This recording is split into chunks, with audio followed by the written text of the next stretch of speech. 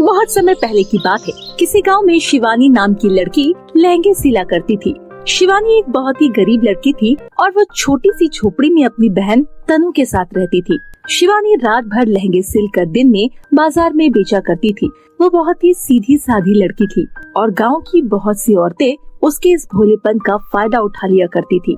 गांव की औरतें शिवानी को बातों में फंसाकर उधार लहंगे ले लिया करती थी और फिर बाद में उसे कभी पैसे ही नहीं देती थी।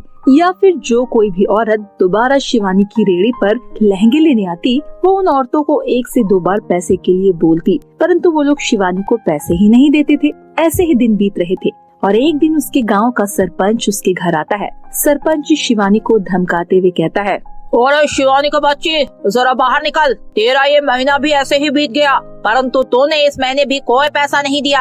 आखिर तेरा ये नाटक कब तक चलता रहेगा और मैं कब तक तेरे पैसे का इंतजार करूं? तूने तो पैसे लेते समय बोला था कि 1 महीने में दे देगी और अब तुझसे पैसे मांगते मांगते पूरे 6 महीने बीतने वाले हैं। सरपंच जी, मुझे माफ कर दो। दरअसल इस बार भी मेरे पास इतने पैसे नहीं है कि मैं तुम्हारी उधारी लौटा सकूं। आप कृपया करके अगले महीने आ जाना। मैं अगले महीने जैसे तैसे करके आपके पैसे जरूर लौटा दूंगी। और शिवानी का बच्ची, पैसे लेते समय तू तो बड़ा कह रही थी कि अगले महीने लौटा दूंगी। आज तक तेरा अगला महीना ही नहीं आया है। मैंने क्या ठेका ले रखा है? मैं अपने ही पैसे लेने के लिए तेरे आगे पीछे चक्कर लगाऊं? ऐसे लेते समय तुझे सोचना चाहिए ना कि तू पैसे कैसे लौटाएगी। सरपंच जी, कृपया करके मुझे कुछ दिन के मोहलत दे दीजिए। मैं जैसे तैसे करके आपके पैसे लौटा दूंगी। और आपको तो पता ही है कि मैंने माता पिता का अंतिम संस्कार करने के लिए पैसे उधार लिए थे, इसीलिए कृपया करके आप मुझे मोहलत दे दीजिए। चल ठीक है शिवानी, ज्यादा गिड़गिड़ा मत। मैं तुझे गांव की एक बेटी समझकर कुछ दिन की मोहलत देता हूँ, परंतु एक बात का ध्यान रखना, अगर तूने इस महीने पैसे नहीं दिए तो मैं भूल जाऊंगा कि तू मेरे गाँव की बेटी और अनाथ है। उस समय मैं तुझे इस घर से निकाल दूंगा और तेरे घर पर कब्जा कर लूंगा। इतना कहकर सरपंच वहाँ से चला जाता है। वहीं शिवानी की छोटी बहन तनु ये सब सुन रही थी और वो शिवानी से कहती है, ये सब क्या है दीदी? आपने इस महीने भी सरपंच जी के पैसे नहीं दिए। मैं तो आपको कहती हूँ कि आपने जिन जिन लोगों को उधार लहंगे दे रखे हैं, आप उनसे पैसे मांगिए ना और सभी पैसे जोड़कर सरपंच जी के पैसे लौटा दीजिए। बहन, मैं तुझे क्या बताऊँ कि मैं औरतों को बोल बोल कर थक गई हूँ। मुझे पैसे की बहुत ज्यादा आवश्यकता है और वो मुझे पैसे दे दे, परंतु वो लोग मेरी बातों को नजरअंदाज करके या फिर कोई झूठा बहाना बनाकर पैसे नहीं देते हैं। और मैं भी पैसों को लेकर उनके पीछे नहीं पड़ती हूँ, क्योंकि वो लोग मेरी दुकान पर आना बंद कर देंगे। दीदी, मैं तो तुम्हें अभी भी कहती हूँ कि लोगों को उधारी देना बंद कर दो। आप लोगों को उधार लहंगे दे देती हो और फिर महीने के आखिरी में तुम्हारे पास लहंगे का कपड़ा लाने के लिए पैसे नहीं होते, और अगर तुम पैसे कमाओगी नहीं तो तुम्हारे पास सरपंच जी की उधारी लौटाने के लिए पैसे आएंगे कहाँ से दीदी? इतना सीधापन भी अच्छा नहीं होता और तुम्हारे सीधेपन का फायदा उठाकर तुमसे उधार लहंगा ले जाते हैं। और दीदी, मैं कह देती हूँ, अगर तुम्हें जल्दी ये समझ में नहीं आएगा तो आखिर में तुम्हारे पास पछताने के लिए कुछ नहीं होगा और सरपंच जी हमें घर से भी निकाल देंगे। इतना कहकर शिवानी की छोटी बहन गुस्से में घर के अंदर चली जाती है और बाहर खड़ी शिवानी ये सोच रही थी कि उसे क्या करना चाहिए। ऐसे ही दिन बीत रहे थे और एक दिन शिवानी अपने सभी लहंगे लेकर शहर की ओर जा रही थी। उस दिन शिवानी शहर में अपनी सभी लहंगे बेचती है। लहंगे बेचकर उस दिन शिवानी की अच्छी खासी कमाई हो जाती है। उसके बाद शिवानी खाली रेड़ी लेकर घर की ओर आने लगती है। चलते चलते रास्ते में एक जंगल पड़ता है। शिवानी उस जंगल के अंदर से घर की ओर आ रही थी, तभी वहाँ पर एक बीमार बूढ़ी औरत दिखाई देती है। वो औरत बीमार और इतनी लाचार थी कि वो ठीक से चल भी नहीं पा रही थी। शिवानी अपनी रेड़ी खड़ी करके उस औरत के पास जाती है और उस बूढ़ी औरत से कहती है, अरे माँ जी, आप इस घने जंगल में क्या कर रही हो?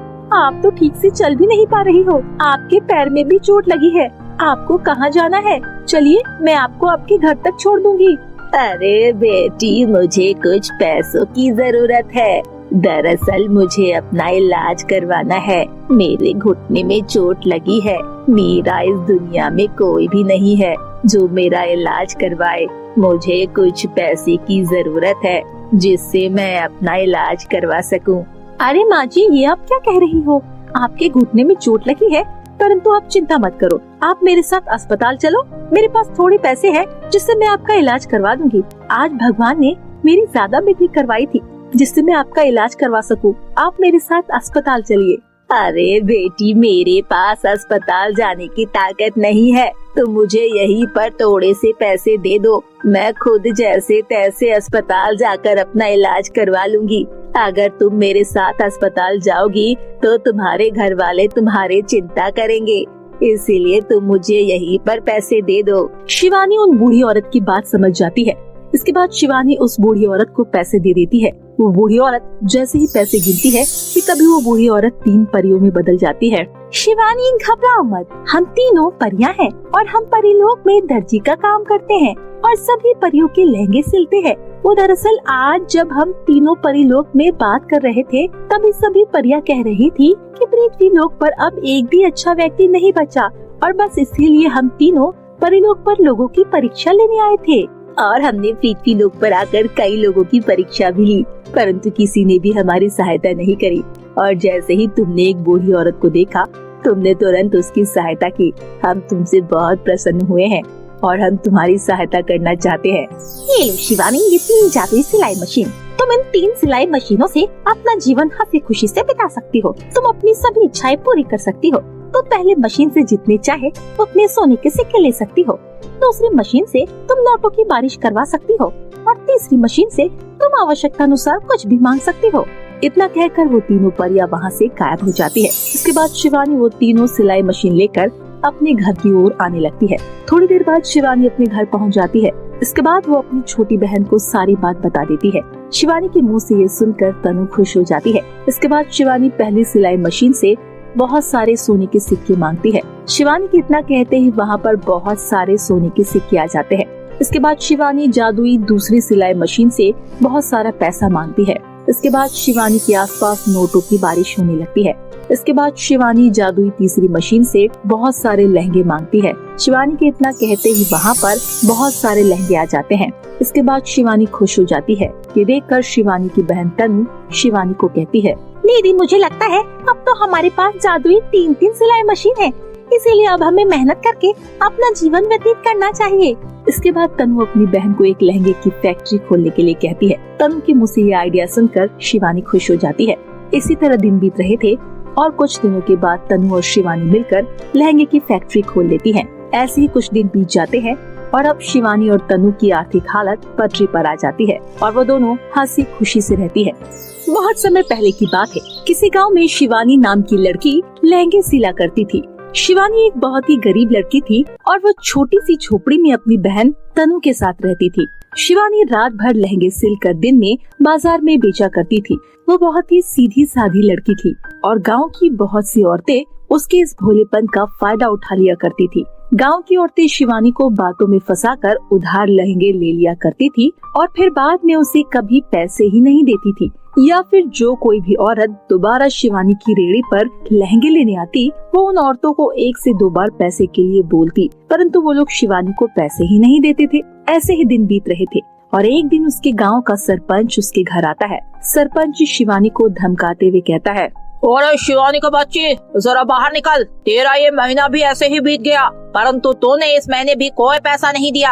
आखिर तेरा ये नाटक कब तक चलता रहेगा और मैं कब तक तेरे पैसे का इंतजार करूं? तूने तो पैसे लेते समय बोला था कि 1 महीने में दे देगी और अब तुझसे पैसे मांगते मांगते पूरे 6 महीने बीतने वाले हैं। सरपंच जी, मुझे माफ कर दो। दरअसल इस बार भी मेरे पास इतने पैसे नहीं है कि मैं तुम्हारी उधारी लौटा सकूं। आप कृपया करके अगले महीने आ जाना। मैं अगले महीने जैसे तैसे करके आपके पैसे जरूर लौटा दूंगी।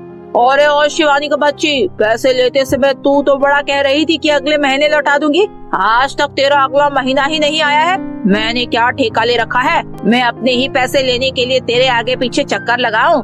ऐसे लेते समय तुझे सोचना चाहिए ना कि तू पैसे कैसे लौटाएगी। सरपंच जी, कृपया करके मुझे कुछ दिन के मोहलत दे दीजिए। मैं जैसे तैसे करके आपके पैसे लौटा दूंगी और आपको तो पता ही है कि मैंने माता पिता का अंतिम संस्कार करने के लिए पैसे उधार लिए थे, इसीलिए कृपया करके आप मुझे मोहलत दे दीजिए।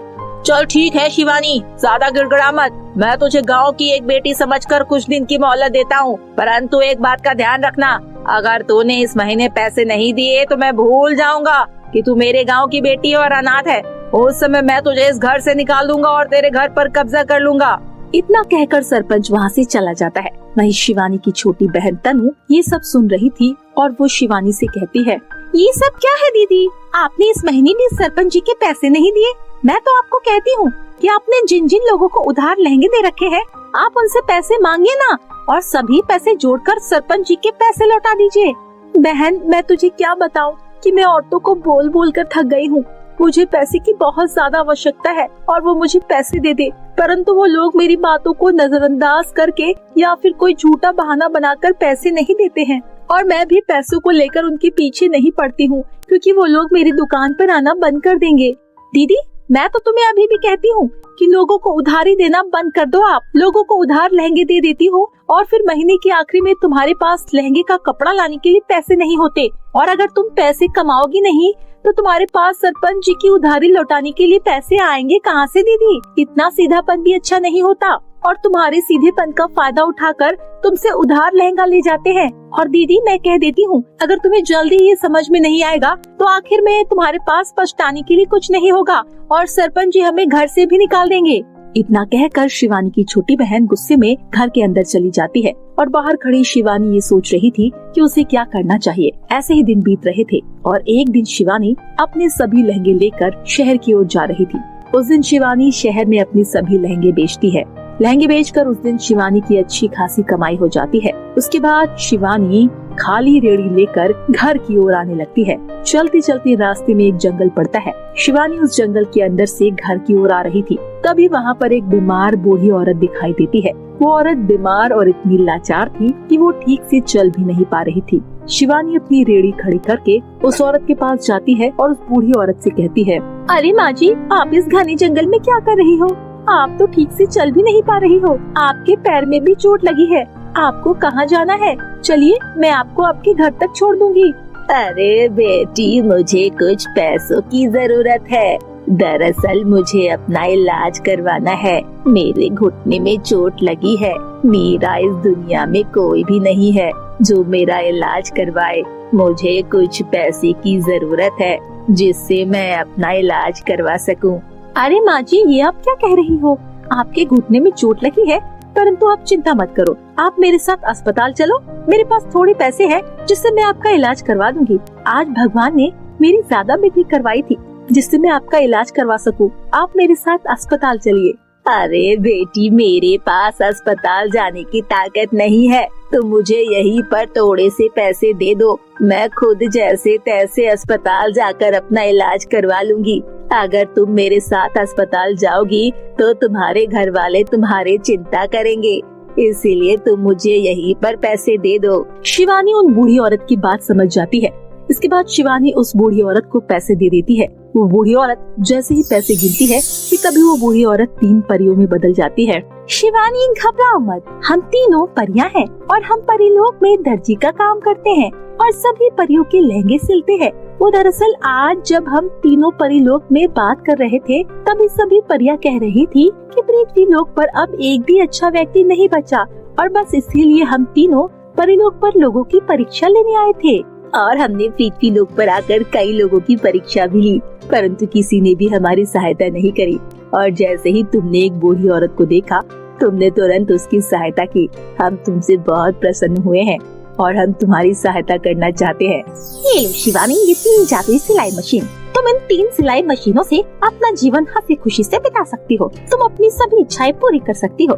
तो पहले मशीन से जितने चाहे उतने सोने के सिक्के ले सकती हो।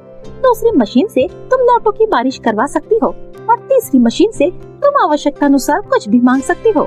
इतना कहकर वो तीनों परियां वहाँ से गायब हो जाती है। इसके बाद शिवानी वो तीनों सिलाई मशीन लेकर अपने घर की ओर आने लगती है। थोड़ी देर बाद शिवानी अपने घर पहुँच जाती है। इसके बाद वो अपनी छोटी बहन को सारी बात बता देती है। शिवानी के मुँह से ये सुनकर तनु खुश हो जाती है। इसके बाद शिवानी पहली सिलाई मशीन से बहुत सारे सोने के सिक्के मांगती है। शिवानी के इतना कहते ही वहाँ पर बहुत सारे सोने के सिक्के आ जाते हैं। इसके बाद शिवानी जादुई दूसरी सिलाई मशीन से बहुत सारा पैसा मांगती है। इसके बाद शिवानी के आसपास नोटों की बारिश होने लगती है। इसके बाद शिवानी जादुई तीसरी मशीन से बहुत सारे लहंगे मांगती है। शिवानी के इतना कहते ही वहाँ पर बहुत सारे लहंगे आ जाते हैं। इसके बाद शिवानी खुश हो जाती है। ये देखकर शिवानी की बहन तनु शिवानी को कहती है, दीदी, मुझे लगता है अब तो हमारे पास जादुई 3-3 सिलाई मशीन है। इसीलिए अब हमें मेहनत करके अपना जीवन व्यतीत करना चाहिए। इसके बाद तनु अपनी बहन को एक लहंगे की फैक्ट्री खोलने के लिए कहती है। तनु के मुंह से ये आइडिया सुनकर शिवानी खुश हो जाती है। इसी तरह दिन बीत रहे थे और कुछ दिनों के बाद तनु और शिवानी मिलकर लहंगे की फैक्ट्री खोल लेती हैं। ऐसे ही कुछ दिन बीत जाते हैं और अब शिवानी और तनु की आर्थिक हालत पटरी पर आ जाती है और वो दोनों हंसी खुशी से रहती है। तो मेरे प्यारे दोस्तों, कैसी लगी आपको हमारी ये कहानी? हमें कमेंट करके जरूर बताएं। अगर आपको हमारी ये कहानी अच्छी लगी हो तो इसे अपने दोस्तों के साथ शेयर करें। ऐसी नई इंटरेस्टिंग हिंदी कहानियाँ देखने के लिए हमारे चैनल को सब्सक्राइब करें। तो फिर मिलती हूँ आपसे एक नई कहानी के साथ। तब तक के लिए बाय बाय दोस्तों।